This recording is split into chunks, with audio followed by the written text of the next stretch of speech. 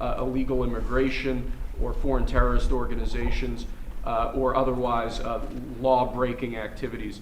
So this executive order will direct your Department of Education and Department of the Treasury to basically bring about modifications to the public service loan forgiveness program in order to ensure that people who are engaged in these sorts of activities can't benefit from a program that's really not intended to support those sorts of things. And what are the consequences if they are not good?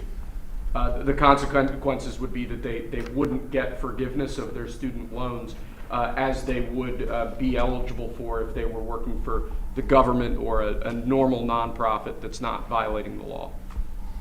All right. Any questions on that? Anybody have any questions? So we'll talk about the manufacturing turnaround, and it's been very early, but it's pretty significant. The numbers were much better, as you know, than projected by the media, and a little surprising actually how strong, how fast, because we have many companies are moving into our country. As you probably know, it's a statistic that everyone talks about, but nobody seems to have done much about. Since the beginning of NAFTA, there's been 90,000 plants and factories closed in this country. Think of that. 90,000 plants and factories have been closed in this country. Many of them have been car manufacturing plants.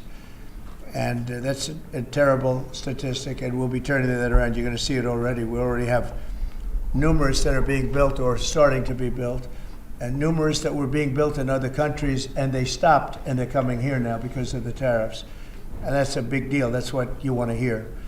During the last year, the Biden administration saw a loss of more than 110,000 manufacturing jobs, or 9,000 manufacturing jobs every single month. It averaged about 9,000 a month, 110,000 manufacturing jobs. During the first full month in office, we've not only stopped that manufacturing collapse, but we've begun to rapidly reverse it and get major gains. We created 10,000 manufacturing jobs in February alone. That hasn't happened in a long time. And these aren't government jobs, which actually we cut. These are private sector manufacturing jobs. So we gained all of those jobs, 10,000 jobs, and we barely started yet. That's a very unusual number. People are surprised by it. I'm even a little surprised. On auto jobs, we created almost 9,000 new jobs in the auto production field. And the reason for that is largely they think things are happening, so they're already geared up. In some cases, they had rooms in their plants, or they had empty plants that they were able to put into use quickly because they see because of the tariffs, they don't want to be dealing with other places, and they don't want to go back and forth and around and through the borders and across Mexico border and Canada border and all of, they want to have the jobs in one location. And they've had space, and if they had space, they were able to create the jobs almost immediately. In some cases, they'll be building plants to take care of those jobs. So we created 9,000 new jobs already in the auto production, auto parts manufacturing. So we want the auto parts ideally, and I think from a simplicity standpoint too, to be built and made in the United States. It's in a single month. That all took place in a single month, 9,000 new auto jobs. You haven't heard that in a long time. After auto workers lost more than 27,000 auto jobs in the final year of Biden. These are also high-paying jobs. These are very prime jobs. The ISM Manufacturing Survey and the S&P Manufacturing Survey have also confirmed that our administration is presiding over a brand new domestic manufacturing boom after major collapse under Biden. It was a collapse. All he did is keep adding new government jobs, which are not the jobs you want. We're trying to shrink government and grow the private sector. That's what we've been doing. Under the final 2 years of Biden, 1 in every 4 jobs created in America was a government job. That's a tremendous percentage. But under the first full month of President Trump, which we haven't even gotten started yet, an incredible 93% of all job gains were in the private sector. So that statistic just came out. Big gains for native-born Americans, for the first time in 15 months, the job gains for native-born Americans, for American people, people born in America, exceeded job gains for migrant and foreign-born workers. This is the first time that's happened in more than 15 months. Employment for native-born workers went up by 284,000, while foreign-born workers went down by 87,000. Now, you've heard the same stat where foreign workers were taking up all the jobs or almost all the jobs. In some cases, literally all of the jobs. And now it's 284,000 native-born jobs here, people born in our country, 284,000, while foreign-born workers went down by 87,000. First time that's happened in a long time. So these are incredible numbers, and they're very early. I mean, we're here for 5 weeks, but we have been talking about it since the big win in November 5th. So a lot of these people, they listen to us speak and they say, well, I'm going to gear up, and they're gearing up. And so they've been gearing up. They've had a little time. It's not just 5 weeks. It's 5 weeks plus a few months. And they put it into effect pretty quickly. They have confidence that what I'm saying is going to happen. So with that, I'd like to ask a highly respected gentleman, Kevin Hassett. He's been with us for a long time, and he's been right about a lot. We had the greatest economy in history in the first term, and Kevin was a big part of it. So Kevin, could you maybe give it a little description, please? Yeah, thank you very much, Mr. Trump. I think that the three things that you emphasized during the campaign is that you wanted to create domestic, high-paying manufacturing jobs, that you wanted to end wasteful government spending and reduce the unproductive government workers, and in fact unleash them into the private economy where they could be more productive, and to create jobs for Americans. A lot of people said that if you deported illegals, that employment would go down because no Americans would take those jobs. And if you look, 280,000 American-born folks were hired, manufacturing jobs are going up. And this is just out of the expectation of your future policies, really, sir. It's in April when your Reciprocal Trade Act is expected to happen. The tax cuts haven't passed yet. And so people are clearly expecting the golden age. And if you want to forecast the future numbers, everybody, just keep in mind that President Trump has already gotten us $1.7 trillion in commitments of new factories. And those haven't even happened yet. Those aren't even in the numbers. And so I expect this is going to be a glimpse of a golden age to come, sir. Thank you very much. One other thing, in Canada, we find that they're charging us over 200% for dairy products. You know about that. And when I left, we had that well taken care of, but under Biden, they just kept raising it. Very difficult to deal with, the Canadian representatives. 250% for dairy products, tariff. So where do you hear that? You don't hear that. They have a tremendously high tariff. Give you the exact numbers in a little while coming out, on lumber. So they sell us lumber. They have a tremendous tariff. They make it impossible for us to sell lumber or dairy products into Canada, but our numbers are a tiny fraction of that, almost non-existent. And what we're doing is freeing up our forests from the environmental nonsense that they put on them, where you can't cut down a tree. And we have to cut down trees in order to build the firewalls. And those trees are sold, but we're freeing it up on an emergency basis because Canada has been ripping us off for years on tariffs for lumber and for dairy products. 250%, nobody ever talks about that. 250% tariff, which is taking advantage of our farmers, so that's not going to happen anymore. They'll be met with the exact same tariff unless they drop it, and that's what reciprocal means. And we may do it as early as today, or we'll wait till Monday or Tuesday. But that's what we're going to do. We're going to charge the same thing. It's not fair. Never has been fair. And they've treated our farmers badly. Look, our country's been ripped off by everybody, and that stops now. I had it stopped in my first term, and we're going to really stop it now because this has been very unfair.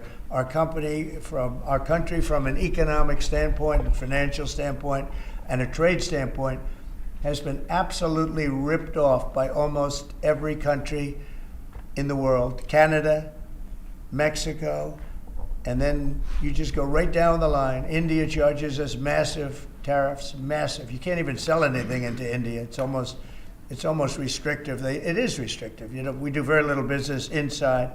They've agreed, by the way, they want to cut their tariffs way down now because somebody's finally exposing them for what they've done. And same thing with China, same thing with a lot of other countries. And the EU has been a terrible abuser of this country. I mean, the EU was formulated in order to take advantage of the United States, and they have taken it, but they're not taking advantage when I'm in charge. So sometimes you'll hear some negative things. It's always from outside countries. America will be very strong. And, you know, if I'm a foreign country, they're going to do fine. But they can't do like they used to do because we're going to bring back our business into this country. We need it from a job standpoint. We need it from even just a psychological standpoint. Think of it, 90,000 factories are gone since the beginning of NAFTA. So we're not going to have that, and we're going to see them build it back. Now we've already had 5 major automobile companies.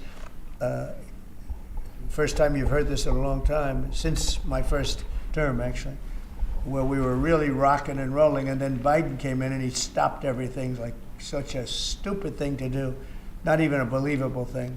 But we have many auto plants now coming in. We have big chip plants. We have the biggest chip company in the world, most powerful, probably one of the most powerful companies in the world. Wouldn't you say, Kevin? And he's coming in and they're building one of the largest chip plants in the world. That'll be done in Arizona, mostly in Arizona. And that'll give us a big percentage. That one plant will give us a big percentage of the chip market, something we have very little of. You know, we used to have Intel, and Intel was run by a man named Andy Grove. And Andy Grove was a tough, smart guy. I used to read about him when I was a young man, and he did an incredible job. He really dominated the chip business.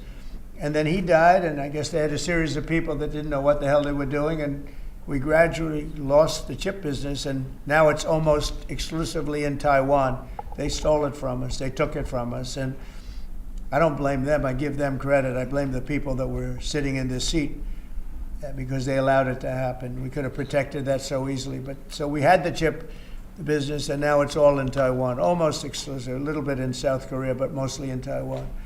And it's very important. Everything you do, everything you touch is now about chips. The brake of a car, cars have chips all over the place. I was reading an article the other day where they talk about the brakes of a car are loaded up with chips. Who would think that a brake has a chip in it? But it's all about chips. So that was a big thing. And they'll be investing hundreds of billions of dollars in this country, and we'll be taking back a big, big portion of that industry. We have others coming in too. But a lot of car manufacturers are coming in, and they're coming in fast. And one of the reasons you see these numbers, and again, Kevin said it, and I said it a little bit, but the fact that they know I won the election, so after I was president-elect, they assumed that I was going to do what I said, because I do what I say. And so these numbers really reflect a lot of things that took place since November 5th, right? So, Kevin, thank you very much. Great job. Any questions? Mr. President, how concerned are you that the large-scale federal government layoffs will weaken the labor market? How concerned are you? The large-scale fentanyl what? The federal government layoffs will impact the labor market, will weaken the labor market. Oh. No, I think the labor market's going to be fantastic, but it's going to have high-paying manufacturing jobs as opposed to government jobs. We had too many people in government. You can't just do that. We had too many. This is for 40 years. You know, this isn't just now. This built up and got worse and worse, and they just hire more and more people. You look at Department of Education, it seems like so many buildings I ride by, it says Department of Education. They're all over the place. And we don't even want it. We want the education to be given by the states. It'll be much better. It'll move us to the top of the list from the bottom of the list, and actually save us money. But it's too important to even talk about them. It'll save us a lot of money, but we don't want that. We want education to be given. So you go to Iowa and Indiana and Idaho and all these places that are so well run. They're going to be producing education that will be the equivalent of, like Denmark is one, and Norway, Sweden. Actually, China is one of the better in terms of education, and so we can't blame size anymore. You know, China has 1.4 billion people, but they're very high on the list. The one thing we're doing well on, we're number one on the list, is cost per pupil. We spend more money than any other country in the world by far. So I jokingly say the one thing we do well on is the cost. We spend more money, and yet we're toward the bottom of the list. Yeah. Mr. President, I want to ask you, the joint address, millions of Americans watched your joint address earlier this week where you warned that there could be a little disturbance that Americans could feel as a function of these taxes, these tariffs. How much disturbance are you willing to accept in the near term as a function of that? And to set expectations, how long should Americans expect things to cost a bit more? Well, so far, Peter, there hasn't been very much because these numbers are coming out. We're here for just a little over 4 weeks. And these are fantastic numbers. I was watching some of the reports this morning. They were surprised. There could be some disturbance, a little bit of disturbance. I solved a little bit of that because I have respect for our auto companies, and I gave them a little bit of a 1-month reprieve because it was unfair, although I'm sure they'll take advantage of it. I see they're driving a lot of cars into the U.S. to try and avoid the tariffs, and they're taking advantage of it a little bit. But they called me, they asked me, they said, could they have a little bit of help? And I decided, they're American companies, USMCA, and I let them have that. But this really kicks in the reciprocals, kicks in on, let's see, I guess the 2nd. And I wanted it to be the 1st so badly. It just didn't want to be on April Fool's Day. So I made it the 2nd. That's going to cost a lot of money. That one day is going to cost a lot of money, but that's okay. But I don't see it. I don't see anything. I see good reports. I think we're going to have good numbers from the beginning. Now, globalists won't love this because this brings jobs back to America. So if they're coming back to America, maybe you'll lose some in other parts of the world. But the other parts of the world have done very well, and they'll continue to do very well. But I think the United States is going to be doing record business. We'll bring a lot of those 90,000 factories that have been lost over the last number of years. It's been, it's hard to believe. 90,000, think of what 90,000 is. 90,000 plants and factories are gone. We're going to bring back many of those plants and factories. One day the tariffs are on, the next day they're off. Right now the markets, as you know well, prefer stability. Are you done going forward with the pauses and the carve-outs? Is that it for those? There'll always be changes and adjustments, and you can't just. I could have, for instance, told the American car companies, no, I'm not going to give you anything, and then you wouldn't have had to say, well, they're getting a little extra. It's just a little bit of a 1-month reprieve. They're very happy about what's happening. They won't have to go across borders, and you see the zigzag, and you have a fender made in Canada, you have something else made in Mexico. We don't want that. We want it made here. But there'll always be some modifications. I mean, if you have a wall in front of you, sometimes you have to go around the wall instead of through it. But I think very little. On occasion, if we can do something, we want to help companies. We want to help companies create jobs. So I could have left that, and you wouldn't have had a minor change. Instead, I was asked by the real majors, the big majors, if they could do this, and I said, yeah, I'll do it. I want you to produce a lot of jobs. And numerous of the people, actually all of the people I spoke to have already been, they're very much on the way to already doing it. That's why you have auto jobs increase. And the man, I don't know him, Sean Fain, I don't know him, and I did great, as you know, with the auto workers, with the Teamsters, with unions, I did fantastically well. Best numbers ever by a Republican. And I have a lot of respect for those people. But Sean Fain, who I don't know, but wasn't a supporter, although the auto workers were big supporters. I watched him last night, and he said Donald Trump is absolutely right on tariffs. He said what he's doing on tariffs is an incredible thing, and it's about time somebody had the guts to do it, because we're going to save auto manufacturing. And I said to people when I was campaigning, you're going to have so many auto jobs, you're not going to believe what's going to happen. We're going to load up Michigan. I won the state of Michigan, as you know. And part of the reason I won it was I got a lot of auto workers that voted for me, Detroit, etc. But I think people are going to be very surprised. Yes? Thank you, Mr. President. You mentioned in your remarks chips manufacturing, how a significant percentage is now in Taiwan. You also mentioned it in your address to Congress. And you called on Congress to overturn the CHIPS Act, which had bipartisan support in the last Congress. Why would you like to see this particular law overturned, Mr. President? Because it's hundreds of billions of dollars, and it's just a waste of money. Now, some people have already taken the money and used it. Actually, it's very hard to qualify because they go by race, they go by gender, they go by all sorts of things. Nobody's ever seen anything like it. You won't be able to find those people. So I don't even think anybody can qualify. They have so many different categories in order to qualify. You have to have so many of a certain race, a certain gender, a certain this, a certain, and I don't think they can qualify, but if they take the money, they better qualify because they'll be watching them. But it's a tremendous waste of money. I didn't give the greatest chip company in the world, one of the greatest companies, I didn't give them 10 cents. They came here because of tariffs, because they didn't want to pay the tariffs. And they also came here because they like the results of the election, because they know that I'm very pro-business and pro-jobs. I mean, I'm pro-business, not for business sake. I'm pro-business because of jobs, because business is producing the jobs. Okay? President on Russia, if I may, President Putin is bombing Ukraine. Yeah. Do you still believe him when he tells you that he wants peace? You know, I believe him. I believe him. I think we're doing very well with Russia. But right now they're bombing the hell out of Ukraine, and Ukraine. I'm finding it more difficult, frankly, to deal with Ukraine. And they don't have the cards. They don't have the cards.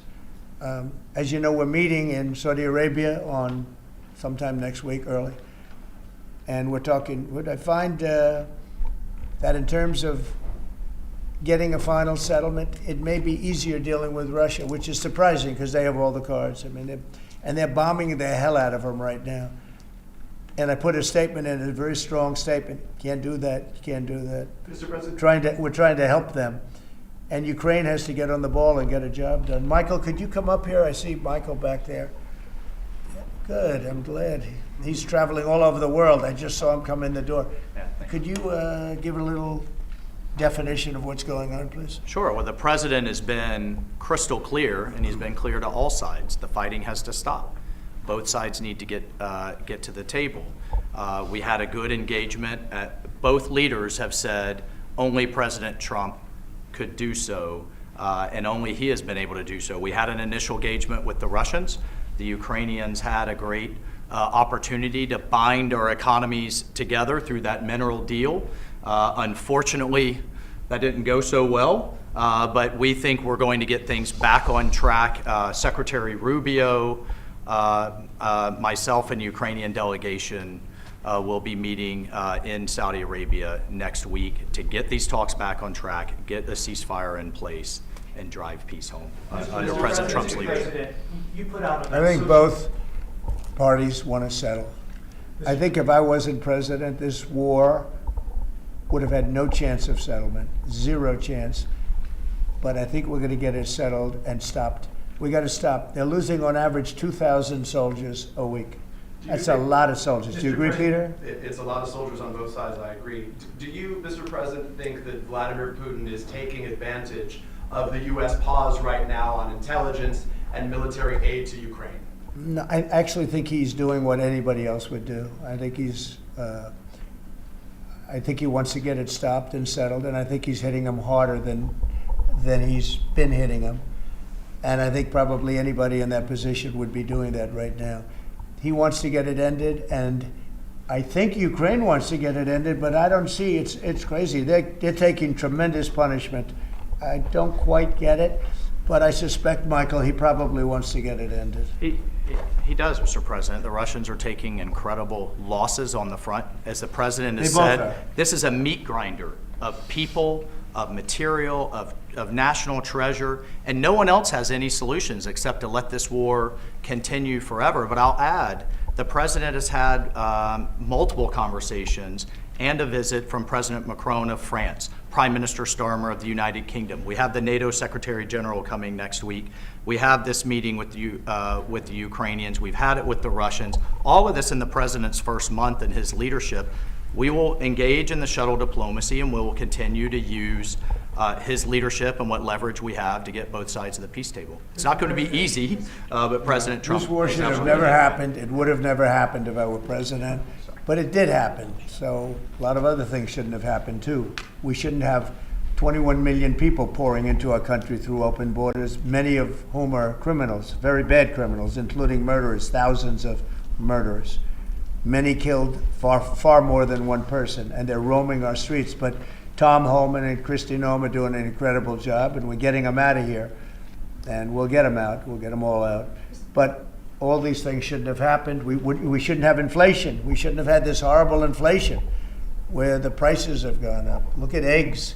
So we're doing a good job. We're doing a good Mr. job. President, in regards to the pause on military assistance to Ukraine, you put out on your social media post today that Russia is pounding Ukraine. That's right. Why not provide Ukraine with air defenses? And what happens, Mr. President, when Ukraine runs out of Well, the because Patriot missile yeah, batteries? good question.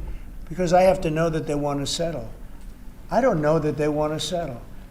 If they don't want to settle, we're out of there because we want them to settle. And I'm doing it to stop death, more important than anything else. Secondarily, way down the line is the money.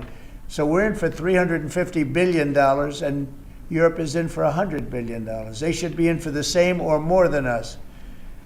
And, you know, I watched over the last week or so what's going on in Europe. This thing could end up in World War III if we don't get it settled. This could really end up in a World War III. We got to get it settled. So on Iran, how confident are you that the Iranians will negotiate with you? And is Israel on board with this outrage? Yeah, I saw the hostages the other day. They came in, people that were not young, some young and some older, much older. And they gave, it was hard for them to do it actually. They gave statements as to what happened. I was asking, what happened? How was it? I said, did you see anybody in there that was kind, like out of the hundreds of people that you were seeing, Hamas? Did some of them wink at you and say, don't worry, you're going to be okay, or give you a piece of bread, or no? I said, were there any people that were like kind? I was shocked. The answer was nobody. There was nobody. Just the opposite. They'd be slapped and punched. One man broke his ribs. He couldn't breathe for a month. It was brutal. I was so surprised. Could you think there'd be a couple of people that would be kind, that would say, you're going to be okay, but they had none of that. It's pretty amazing. Brian? Thank you, Mr. President. He's a kind person. Well, according to Although everyone, not to Zelensky, he wasn't. Well, you know what, that's another But to Trump, he's conversation. been good. Yeah. Go ahead, Brian. Nice tie, by the way. Thank you. Thank you. I like yours too. Two questions. One on peace. Why don't you think any other European countries are offering a peace deal? It seems like no one's come to the table for peace except for you. Yeah. It's a very good question. Sometimes questions aren't answerable. They're in a very unusual position. They don't know how to end the war. I think I do know how to end the war. Despite the Russia hoax, I've always had a good relationship with Putin. And, you know, he wants to end the war. He wants to end it. And I think he's going to be more generous than he has to be. And that's pretty good. That means a lot of good things. Because frankly, you could have made a great deal if this war never started, you could have made a great deal. I don't know that anything would have had to be given up. This was not a war that was going to start, Brian. And it didn't start. For 4 years, somebody said, well, how do we know that? Well, for 4 years, it didn't start. I used to speak to Vladimir about it. I used to speak to him about it at length. It was the apple of his eye, but there was no way he was going in. And he knew, there were going to be consequences. But it did start. I mean, think of what happened. Inflation, you have the war with Ukraine and Russia, that wouldn't have happened. October 7th would have never happened. Israel, they had no money. Iran had no money. Iran was stone cold broke, and now they have a lot of money. But then that's going to be the next thing you'll be talking about is Iran. What's going to happen with Iran? And there'll be some interesting days ahead. That's all I can tell you. You know, we're down to final strokes with Iran. That's going to be an interesting time. And we'll see what happens. But we're down to the final moments. We're at final moments. You can't let them have a nuclear weapon. I think that I would have had a deal within 1 month after the rigged election of 2020. They were all set to make a deal. And then when I lost, they saw this person who's a stupid person, very stupid person. And they said, let's not make a deal. And they were right. He took the sanctions off. They became rich under Biden. They went from having no money to having $300 billion. all in a short period. It's oil. Oil builds up fast. It's a nice living if you have a nice oil well. And they do. They have a lot of nice oil wells, right? So anyway, it's going to be a big thing. It's an interesting time in the history of the world. But we have a situation with Iran that something's going to happen very soon. Very, very soon. You'll be talking about that pretty soon, I guess. And hopefully we can have a peace deal. You know, I'm not speaking out of strength or weakness. I'm just saying I'd rather see a peace deal than the other. But the other will solve the problem. Mr. President, your allies are calling on you to pardon Derek Chauvin. Are you considering pardoning Derek Chauvin? No, I haven't even heard about it. No. Mr. President, on peace. I haven't heard that. In the first term, you may recall, I broke the news that you were nominated for the Nobel Peace Prize. And the reason for that was the work that you led on the Abraham Accords. I spoke yesterday with the member of parliament, the Norwegian parliament, that nominated you. And he said what the Nobel Committee is looking for from you, Mr. President, is security guarantees for Ukraine. Is that a possibility, Mr. President? So before I even think about that, I want to settle the war, get it finished. Because if I'm not here, nobody's going to settle it. And President Macron has said that, and everybody said that, the prime ministers and presidents. We're pushing very hard. That's all I'm thinking about now. As far as the question about security later, that's the easy part. The hard part is getting it settled. We got to get them. We're losing 2,000 human beings every week. More than that, actually. 2,000 nice, young, although they're getting older because they're drafting much older now. In the case of one country, much older, because a lot of the young people have been killed. It's very sad, and I'd like to see if I could stop that. And I'd like to also see if we could stop making these massive payments from the United States. I mean, Biden gave away money like it was water, with no anything, got nothing for it. Europe did it in the form of a loan. They get their money back, we don't. So that's how we came up with the rare earth deal. But we started, behind the eight ball. He could have gone to Europe. He could have said, "Come on, you got to put up money with us. You got to put up money with us." But he never did that. They just kept handing money out because he was grossly incompetent. All right, thank you very much, everybody. Question on the crypto Thank you. summit. On the Thank you. crypto We're headed summit. out. Thank you very much. Thank you.